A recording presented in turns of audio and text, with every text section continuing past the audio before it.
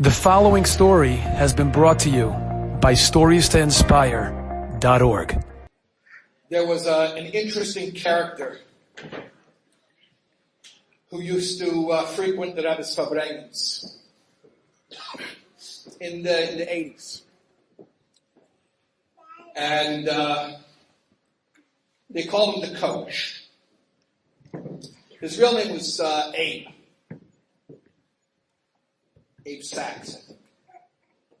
And he lived in Long Island.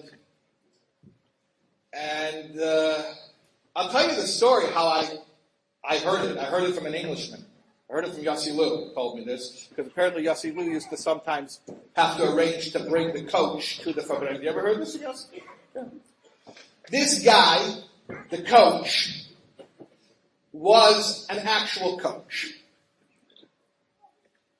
He was the coach of the Harlem Globetrotters basketball team. And just so you understand, he did not understand a word of Hebrew or Yiddish. In fact, there's a story about him. He actually went to the Rebbe crying that he cannot read Aleph Beis. He was an older man already. He couldn't read Aleph Beis. The Rebbe comforted him and told him he should start learning.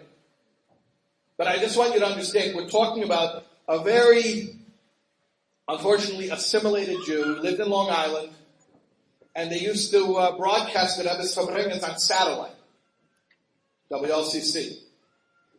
And he was watching a satellite Fabrengen. He could not understand what the Rebbe was saying. But he saw the Rebbe's face, the Rebbe's holy face. And he was drawn to want to be there in that physical space. He didn't know what was happening. He couldn't follow one word. But he knew he had to be there. So he came to 770. You know, it used to scroll by on the bottom of the screen. 770 Eastern Parkway, Lubavitch World Headquarters. So that's it. He shows up to 770 Eastern Parkway, Lubavitch World Headquarters, and he walks into 770, and he starts asking people, "Where's the rabbi?" Like, which rabbi? The rabbi. You know, the rabbi I saw on my TV.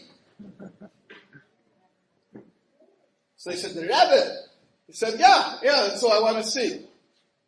They said, "Yeah, I mean, you can't just, it doesn't work like that."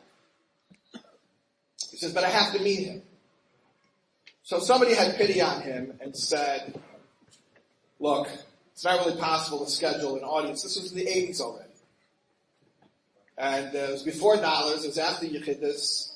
So they told him, "Look, when the Rebbe goes to Mincha, the afternoon prayer, you can try to go over to the Rebbe.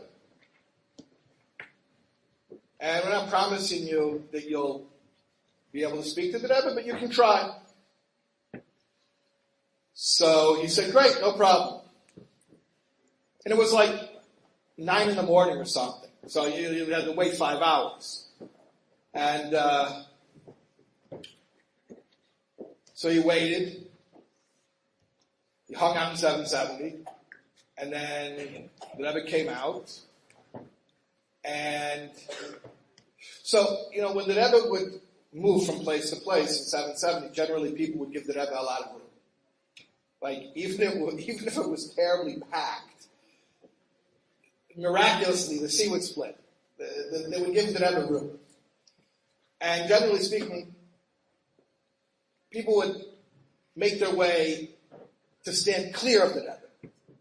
Definitely not to get in the Rebbe's way, or even necessarily to attract attention to themselves. Like, people would stand back. But this guy, he was too innocent, he was too pure to know that kind of protocol. All he knew was he was there to see the rabbi whose face he had seen on TV. And now this rabbi comes out and he recognizes this is the rabbi I came for. And he comes running right up to the Rebbe, like nobody did this. Running up to the Rebbe. And I mean, surprised he didn't get tackled, honestly, to be honest. He went running right up to the Rebbe, and he says, very vociferously, very passionately, he says, "Rabbi, my name is Abe Sachs, I'm the coach of the Harlem Globetrotters." As if that would impress the Rebbe, or that was somehow important for the Rebbe to know. It was a socially awkward situation. Now, to say that the Rebbe took it in stride and was respectful and didn't shame this person, I don't think that would surprise you at all. So that goes without saying that the Rebbe's response was very respectful and preserved this person's dignity. But the Rebbe's response was much, much more than that. It was actually, to my thinking, such an unthinkable response. Just literally unthinkable. Until you hear it, and then you have to try to make sense of it. He runs up to the Rebbe's face. "I'm in sex and the coach, and the Rebbe, without missing a beat, says, "Good, I need a coach." And continues walking to Mincha. And that was it. I need a coach. That's it.